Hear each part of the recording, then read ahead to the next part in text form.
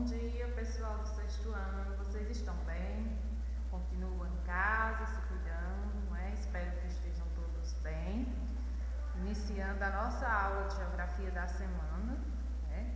Estamos continuando com o capítulo 5 e aqui vamos esclarecer, explanar alguns pontos que ainda não foram vistos, né? Até a aula passada, certo? Então, continuando o nosso capítulo, Litosfera e Sociedade, nós teremos hoje algumas curiosidades sobre esse capítulo, a questão da Serra Pelada na atualidade, que a gente viu do período da mineração, o que ocorreu naquele local, quais transformações foram sofridas, né, naquela área, e hoje a gente tem algumas informações do atual estado que se encontra a Serra Pelada. Temos também a parte de organizar as ideias, que eu quero conversar um pouquinho sobre elas com vocês.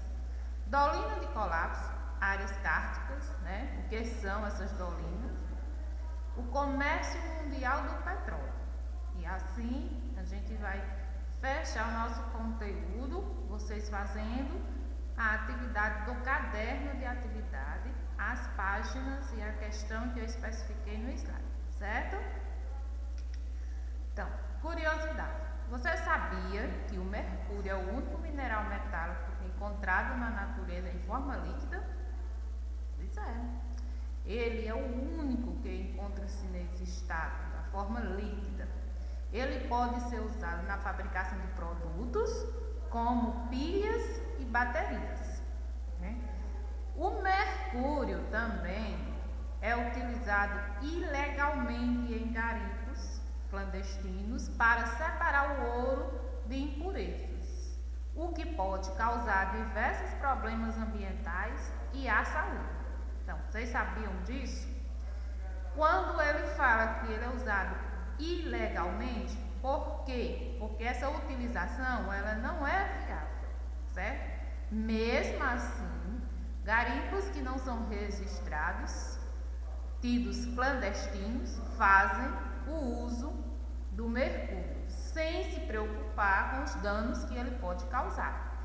Por isso que ele diz que esses danos, né, o uso desse mineral pode causar diversos problemas ambientais. E a saúde também. Ele é um produto que pode trazer consequências para a nossa saúde, certo? Como é que ele é usado? Usado em garimpos, né, para separar o ouro de impurezas. Então, vejamos, como ele é um mineral líquido, ele tem esse poder de fazer essa separação das partículas. Nós sabemos que o ouro é encontrado no estado sólido, né? Porque o único que é encontrado é o mercúrio. Então, o ouro é encontrado, junto com ele vem outras partículas, outras partes que não são aproveitadas. É o que são chamadas as impurezas. Quem vai separar, quem vai fazer essa classificação, o que é ouro e o que não é, justamente nos garimpos clandestinos, é o mercúrio. Então, coloca-se o mercúrio naquelas partículas, né, que foram encontradas, e o mercúrio vai fazendo essa separação do que é ouro, pode ser aproveitado, e do que não pode. Então, gente, é uma questão preocupante a se pensar, porque, né, esses restos, rejeito de mercúrio, depois ele é descartado no meio ambiente, que pode gerar problemas futuros. E imaginemos isso feito diariamente nos garimpos, né, com a quantidade de ouro que se é encontrado. Então, pensar na quantidade de ouro que é encontrada dessa mineração e também pensar na quantidade de mercúrio que é utilizado para fazer essa separação.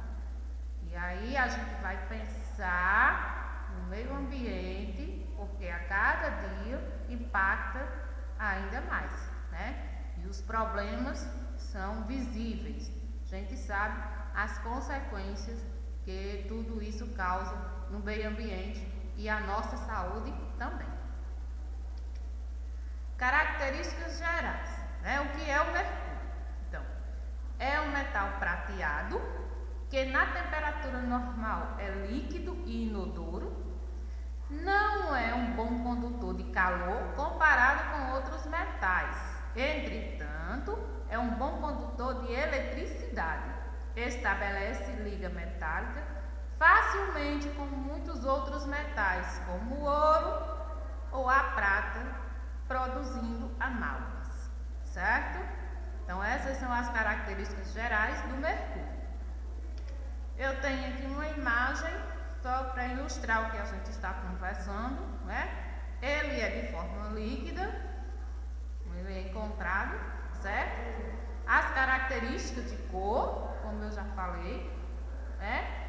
E para que ele é utilizado, para quê? Apesar de não ser, né, uma forma correta de sua utilização, mas uma delas é essa que eu acabei de falar para vocês, usado nos garimpos clandestinos principalmente, para fazer essa separação, certo? E a questão da Serra Pelada. Nós sabemos que a Serra Pelada foi palco de uma grande transformação, né? O meio ambiente sofreu aí uma grande mudança com a descoberta do ouro, né? Grande minério encontrado no solo, no subsolo dessa área. E vimos também na aula passada que toda essa descoberta, né, veio culminar no que a gente chama de desaparecimento dessa serra. Porque imagine, como a gente viu na aula passada, ser uma serra que depois se transforma em uma cratera de mais de 200 metros de profundidade. É como se a serra ela tivesse virado de cabeça para baixo. Mas ela não virou. O que aconteceu? Ela foi destruída, ela foi desmontada, ela foi toda removida à procura do ouro. Não é assim? Então, vamos pensar que toda aquela formação geológica que estava ali, quietinha no seu lugar, né, veio a ser toda removida à procura do minério, certo? Então, na atualidade, como é que está hoje, né, aquele município onde se localiza a Serra Pelada? A retomada do garimpo só foi possível depois que os 45 mil garimpeiros receberam em 2007 a concessão das terras do antigo garimpo, né? Porque a gente viu que na época do garimpo, né, muitos anos de exploração, com a criação de órgãos governamentais, o governo chegou a proibir aquela atividade no local. Claro, já não tinha mais solo, né, já não tinha mais o que eles revirar de tanta transformação que houve. O governo chegou a proibir aquela atividade. Ok. Depois, né, estudos, planejamentos foram feitos e a mineração voltou a ser liberada, a ser praticada naquele local, certo? Como eles dizem aqui, em 2007, a concessão das terras do antigo garimpo criaram a Cooperativa de Mineração dos Garimpeiros de Serra Pelada, a Comicasa, no município de Curionópolis, né, atual município hoje, a 50 quilômetros da Serra Pelada. Há 3 anos, a cooperativa fez um acordo com a Colus, uma mineradora canadense, para estudar o terreno de 100 hectares. O levantamento apontou uma rica reserva de paládio, platina e pelo menos 33 toneladas de ouro. Tirar tudo isso lá do fundo, enterrado a quase 300 metros de profundidade, só com máquinas e tecnologia. E eles vão fazer, já estão fazendo, não é assim? Então, a gente lembra que no começo da mineração, na época que tudo começou, não tinha máquina, não tinha tecnologia e a transformação toda aconteceu com a força humana, né? A atividade toda foi feita usando a força humana, ferramentas rudimentares, né? Como a gente percebe nas imagens. Mesmo assim, esses homens, esses garimpeiros à procura da riqueza, né, do sonho de enricar, de ganhar dinheiro, mesmo assim usando a sua força, eles conseguiram extrair muito, muito ouro daquele local. Não é isso? Hoje, na atualidade, o que se percebe é que a mineração ela voltou a acontecer, né? E essas terras, esse solo é realmente muito rico, porque veja o tanto que ele já foi explorado, a quantidade de ouro que dali já foi extraído. E o estudo ainda aponta, né, como ele diz aqui, o levantamento apontou uma rica reserva de paládio, outro minério, platina e pelo menos 33 toneladas de ouro. Gente, é muita riqueza, né, no nosso território, certo? Então, tudo isso vai ficar lá? Não.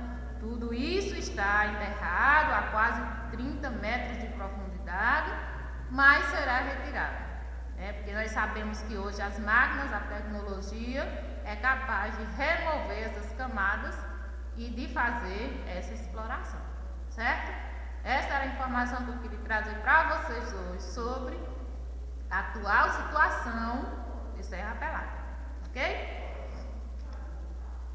Para viabilizar a extração, né, a empresa que tem a concessão do terreno se associou a Colossus, que é uma empresa canadense, que tem a tecnologia e o maquinário para tirar o minério. Juntas, elas criaram a Serra Pelada, a Companhia do Desenvolvimento. Então, as duas empresas se uniram, né, para fazer essa extração e juntas criaram essa Companhia de Desenvolvimento lá em Serra Pelada. Um dos pontos que atrasaram a liberação do acordo foi a divisão dos lucros.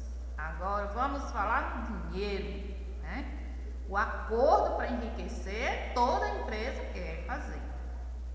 O acordo para dividir o lucro, dividir a riqueza, é que é mais complicado, né, de se acordar. Inicialmente, 51% do que fosse encontrado ficaria com a Colossus e 49% com os garimpeiros. Depois de 3 alterações no contrato, ficou definido que 75% dos lucros ficarão com a mineradora e 25% livres de desconto serão divididos entre os 45 mil associados da Comigasp. Certo? Tia, isso é uma divisão justa? Né? Na porcentagem não, porque seria mais viável, mais justo o primeiro acordo, não é? 51% pertenceria à empresa, porque vai entrar com o maquinário, com toda a estrutura, né, de fazer a extração, tudo bem, 51% do lucro. E 49% seria dos garimpeiros, porque são os associados, né, porque estão na área para fazer a extração e teria aí 49% dos lucros. Mas esse acordo não foi acordado, né, e passou-se a ter aí uma série de negociações, certo? Após 3 alterações nos contratos, é que se chegou a um novo acordo que 75% dos lucros ficarão com a mineradora e 25% livre de descontos serão dos associados. Gente, isso é uma questão muito minuciosa, né? Envolve muito diálogo, várias reuniões, até tudo ser, né, realmente assinado para se começar o processo da extração. Então a gente sabe que leva aí muito tempo, né, em negociações até que ambas as partes concordem, certo? Eles também vão receber um prêmio para cada quilo de minério extraído. Então, uma forma de incentivo, né? A empresa também se compromete a corrigir danos ambientais passados e os que podem ser causados na nova etapa da mineração. Claro que serão, né? Além de levar água encanada para os que vivem no povoado, à beira do garimpo, e melhores condições de infraestrutura. Se assim acontecer, já é muita coisa. A empresa está se preocupando aí com o meio ambiente, com os impactos socioambientais, porque aqui eles citam como preocupação também a condição de vida das pessoas que moram próximo, e já é um bom começo para se pensar no meio ambiente, nos impactos socioambientais, né? Está se comprometendo. Vamos ver se vai cumprir, né, com essa promessa, certo? Uma imagem, né, sobre o local, né, o que a gente percebe, né, de toda a remoção do solo, né? Os locais são realmente muito transformados, né, e sabemos que são solos ricos em recursos minerais. Por isso que essas transformações são constantes, né? A busca por esses recursos. Na questão de organizar as ideias, né? Eu falei que queria conversar um pouquinho com vocês nessa aula.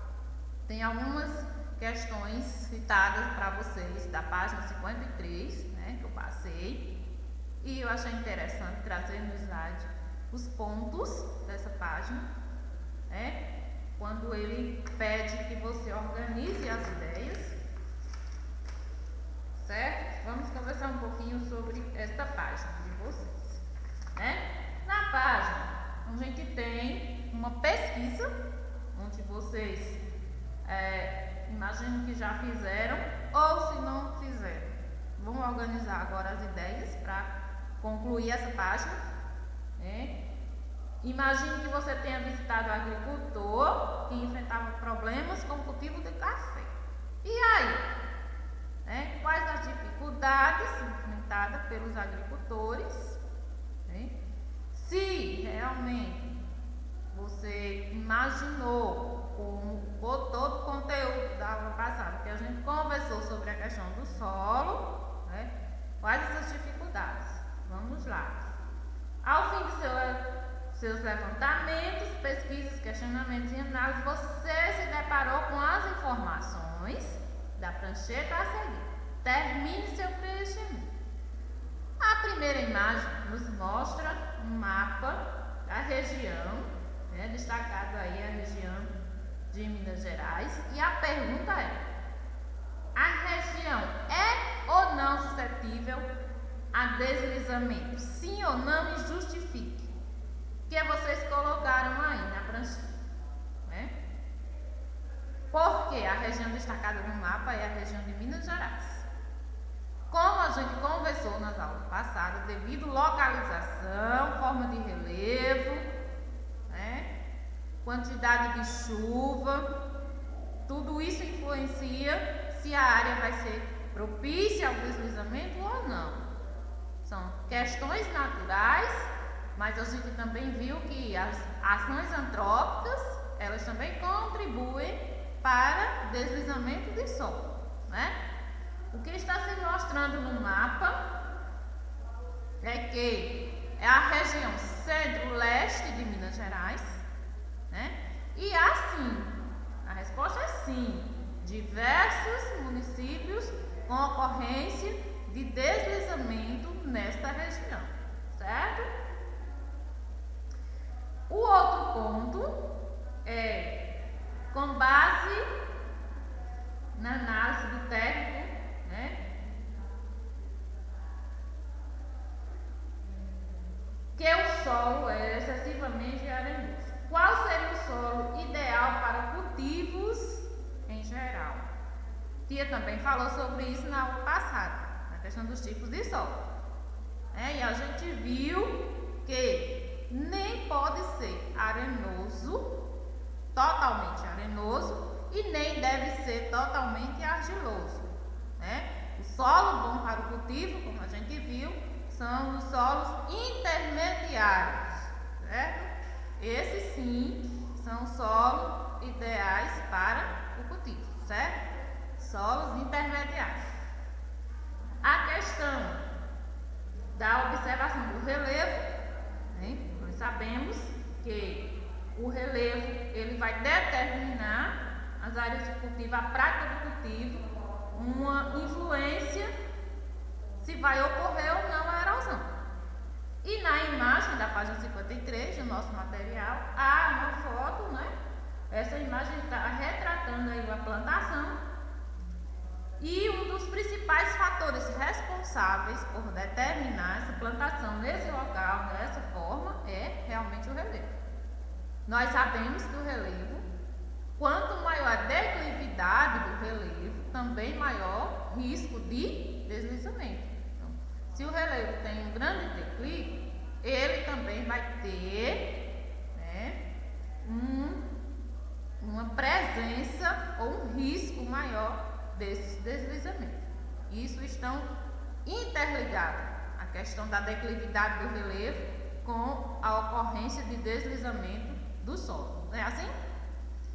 E por último, ele diz que o agricultor tem familiares no sul de São Paulo que há décadas praticam o cultivo do café em solos com características marcantes. Lembram dos tipos de solo e tem a seção que eu passei para vocês ler na aula passada. Então agora ele pergunta que tipo de solo pode ser esse, está sendo relatado na questão. Sua produtividade será necessariamente elevada? Necessariamente? Sim ou não? Então vamos ao tipo de solo.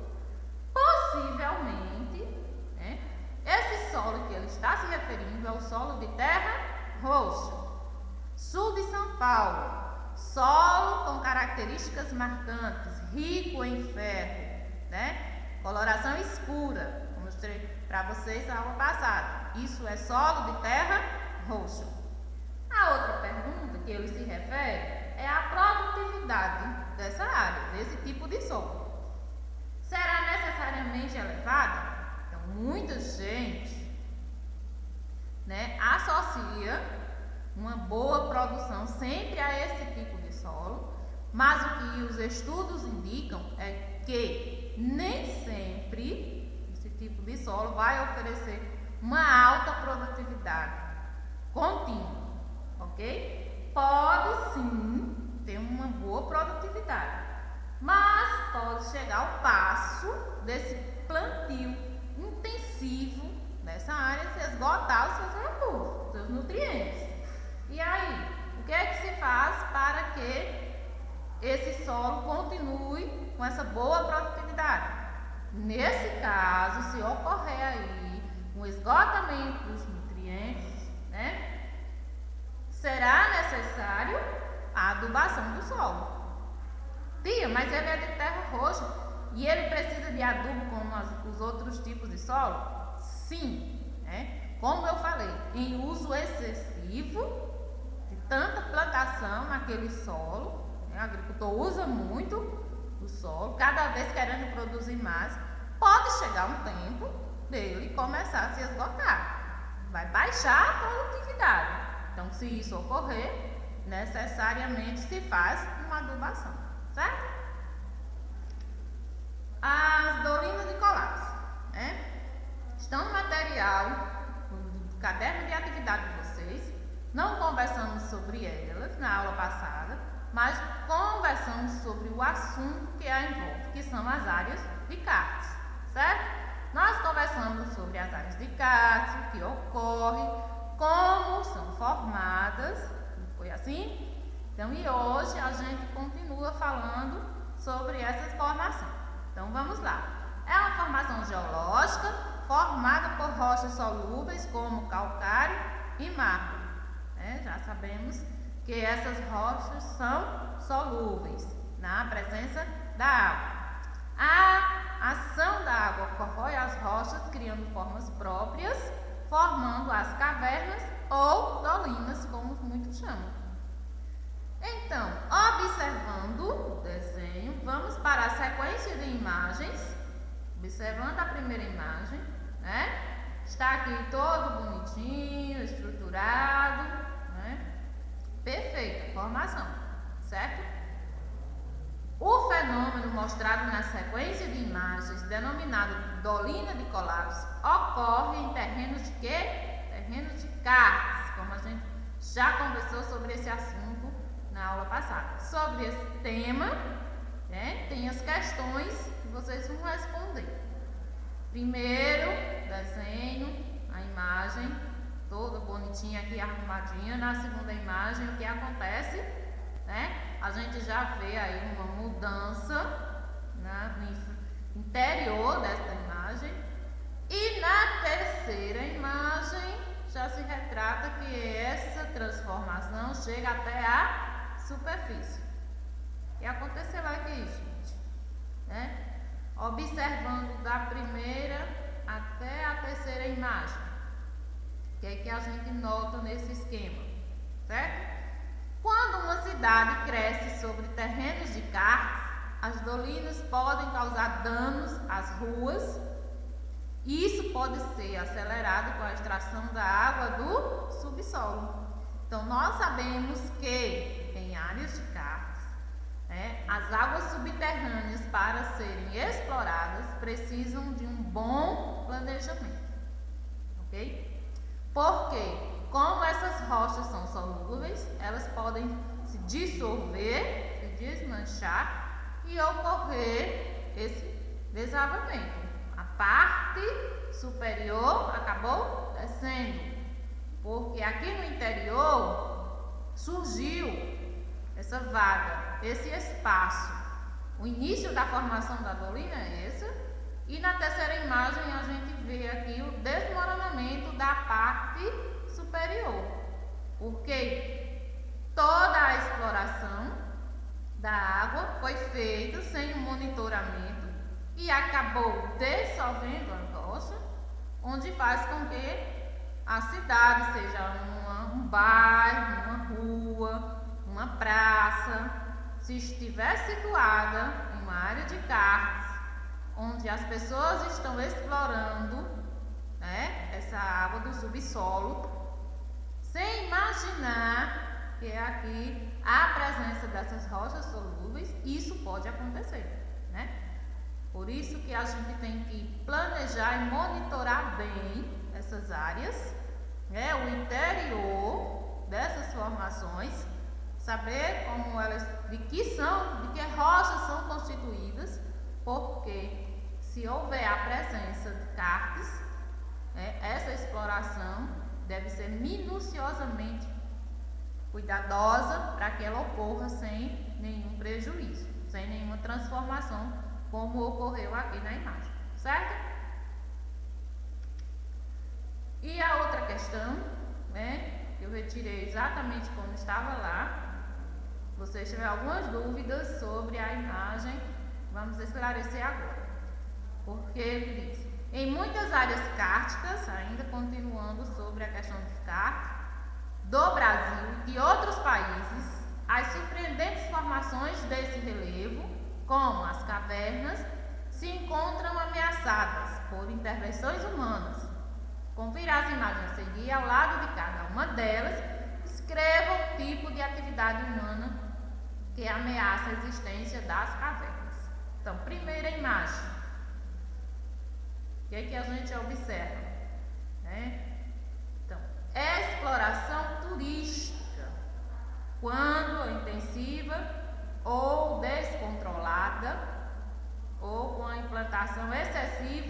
de infraestrutura. Gente, pegar a caverna, explorar, estudar, admirar a sua formação, não tem nada de errado, não tem nada de mais. O que não pode é transformar essa caverna. Essa é uma formação natural, tal qual já existia ali quando o homem chegou. Então, o que é que se faz?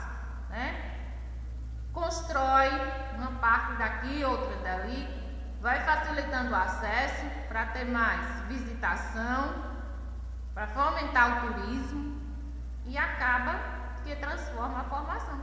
E isso pode interferir, e ameaçar o meio ambiente. Isso é a primeira imagem. Exploração, a implantação excessiva de infraestrutura.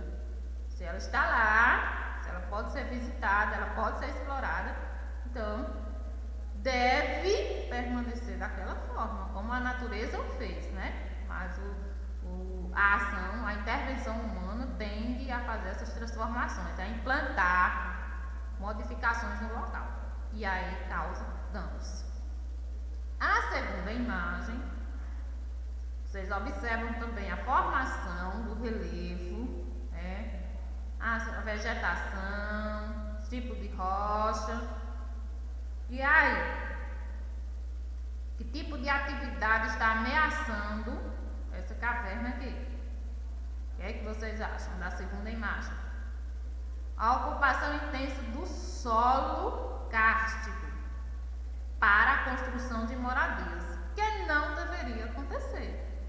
Se a gente viu que áreas de karst são de formações geológicas solúveis, como se fazer construções, ocupação dessas áreas, certo? E a terceira imagem é uma exploração mineral. Nesse caso aqui, é a extração do calcário, que transforma também o local, explora, remove as camadas e faz toda a transformação do local. Essa caverna, que consequentemente já foi destruída para a exploração do calcário. A questão 8, que fala sobre deslizamento, passo para vocês. E observando as duas imagens, a gente vê que em ambas as imagens ocorreu deslizamento. Mas qual é a diferença da primeira para a segunda imagem? Teresópolis, Rio de Janeiro 2011, Teresópolis, Rio de Janeiro 2011. Tia, mesma imagem, o mesmo local, o mesmo ano? Sim. A primeira imagem mostra um deslizamento de terra ocorrido em uma encosta coberta por floresta preservada. Essa é a grande diferença. Houve o deslizamento? Sim, mas a área estava preservada. Foi um deslizamento natural do solo, certo? A segunda imagem aconteceu, mesma área, em uma encosta ocupada pela expansão urbana. Então, aqui já muda totalmente, já muda totalmente o motivo pela ocorrência do deslizamento. Nós sabemos que as áreas de encosta não podem ser ocupadas, construídas. São consideradas áreas de risco. Porém, as pessoas, por não terem onde morar, acabam fazendo suas casas, convivendo com o risco, com o perigo de um desabamento de terra. É assim? Então, nessa segunda imagem, a gente tem essa ocorrência, um deslizamento da encosta por a ocupação da expansão urbana. A primeira, deslizamento natural, área de floresta preservada. Mas a segunda, deslizamento pela ocupação da encosta. Possíveis causas da primeira, vamos lá. Declividade acentuada, o terreno tem uma declividade acentuada, então ele tende né, é propício a esse deslizamento. Volume de chuvas, nós sabemos que a região, principalmente região serrana do Rio de Janeiro, tem a tendência, né, de chuvas em alguns meses do ano, esse período chuvoso. E características do solo. O solo encharcado, pesado e tende a descer das partes mais altas para as partes mais baixas. Agora, a segunda imagem, né? Não podemos apontar as possíveis causas, as mesmas causas que a gente apontou na primeira. Nessa segunda imagem, a gente já pode apontar com a intervenção, a ação antrópica. Tia, mas a primeira imagem, ela não foi transformada, ela não foi ocupada e mesmo assim ocorreu o deslizamento. Ok. Foi um deslizamento natural causado pelos elementos da natureza, né? Como eu citei, declividade acentuada, volume de chuvas e características do solo. Já ia ocorrer. A segunda imagem pode ter todos esses elementos, mas ainda pode ser acentuada a questão do desmatamento, que aí já é uma causa humana, uma intervenção humana, certo? Então, desmatamento para o cultivo, para a moradia, leva à exposição do solo, a chuva vem, carrega aquela parte que está exposta, então o solo encharcado fica pesado, tende a descer das partes mais altas para as partes mais baixas. E se a casa está lá na parte mais baixa, ela tende a ser soterrada, certo? E essa questão do mapa, né, coloquei tal qual está no nosso material, né, que faltou a gente também conversar um pouquinho sobre ele, que é a questão do petróleo. Então, as rotas mais utilizadas pelos petroleiros, navios que transportam petróleo e seus derivados, tornam-se áreas sujeitas à ocorrência de vazamentos de óleo e outras formas de poluição.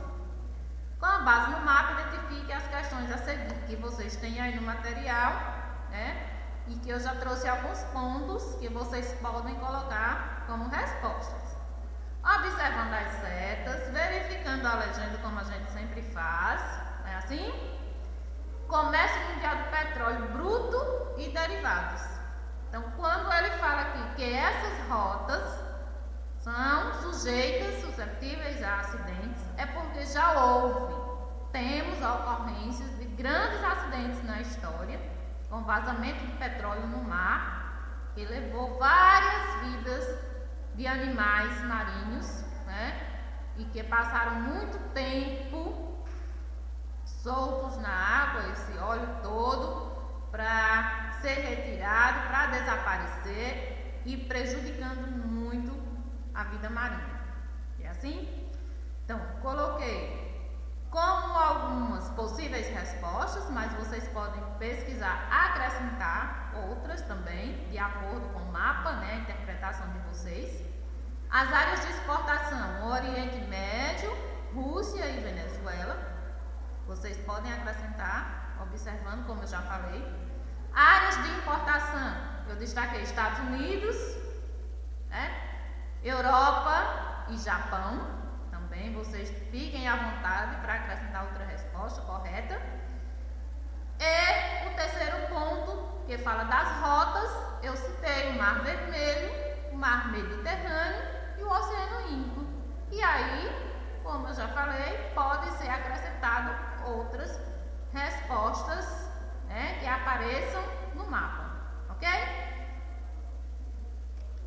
Por hoje é só, resolva a atividade, né? Um grande cheiro, fique em casa e até a próxima aula.